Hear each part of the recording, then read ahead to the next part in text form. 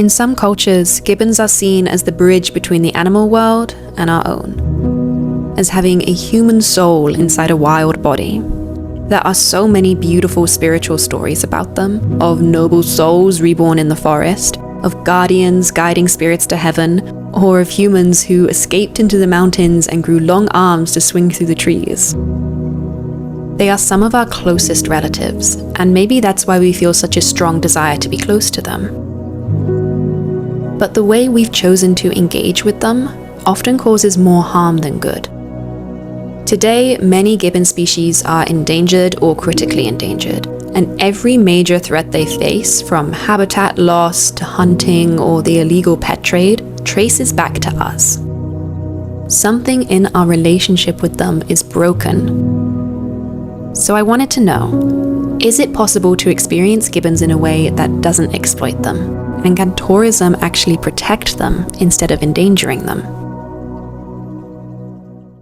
Today we are going trekking to try and see one of my all-time favorite animals, gibbons. I first fell in love with gibbons when we came to Thailand and visited the Gibbon rehabilitation project in Phuket.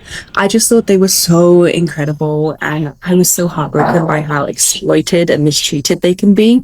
I've tried to see them in the wild a couple times since, both in Laos and in Vietnam, but so far no luck. So I'm hoping coming back to Thailand is the magic I need to make it happen. We're going to be driving east of Chiang Mai to Mae Kampong, which is an area where rehabilitated gibbons have been released.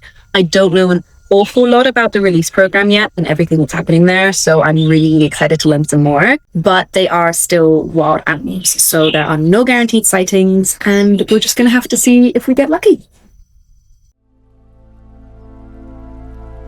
The relationship between wildlife tourism and conservation is complicated, and gibbons are a really good example of how we can unintentionally harm wild populations when we travel.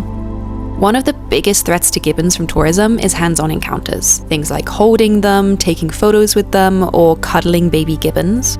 What most people don't realize is that young gibbons used in these situations are often captured from the wild.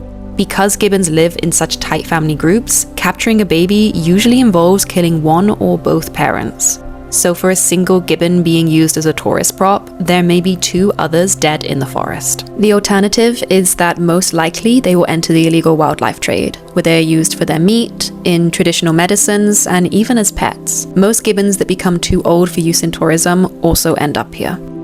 There's also the issue of perception. When we encourage people to take selfies with gibbons and share those selfies on social media, we are perpetuating the idea that wildlife is somehow here to entertain us, or that close contact with them is normal.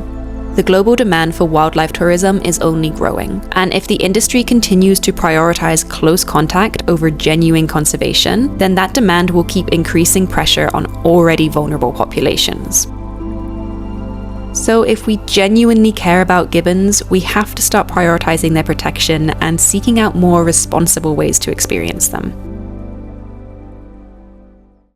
Our tour started with a walk into the jungle guided by a local gibbon caretaker. The gibbons in this area were reintroduced as part of a rehabilitation program and are now closely monitored by the local community. The caretakers do take supplemental food to the gibbons to ensure they remain healthy during harsher months, but whether or not they decide to come for it is entirely up to them, so there is no guarantee you will see them. We were so incredibly lucky and saw a family of 3.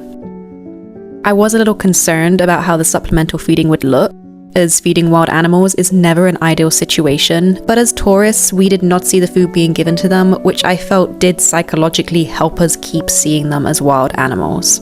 The daily food supplement and the tourism definitely mean these gibbons are quite habituated to human presence. In many areas of Thailand and the rest of the world, that would be incredibly dangerous for them. But in Mae Kampong, it is their relationship with humans, and specifically tourism, which actually keeps them safe. The money generated from these tours feeds back into the gibbon caretakers, meaning the gibbons are worth more to the local community when kept alive. This doesn't mean that many individuals in the community wouldn't rather protect than hunt the gibbons anyway, but by creating an economy around it, we allow this kind of care to become sustainable. This form of conservation is often referred to as conservation through incentive, and has been shown to be one of the most effective ways to simultaneously respect both wildlife and local communities.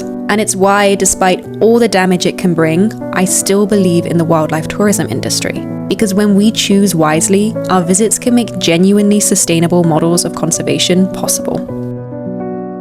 Gibbon rehabilitation and release is notoriously difficult, and sadly many released individuals die before they are ever able to reproduce. But the family we saw here was not just second, but third generation. That means at least 2 babies that have been born safely in this jungle, thanks to the protection of the people in Mae Kampong Village.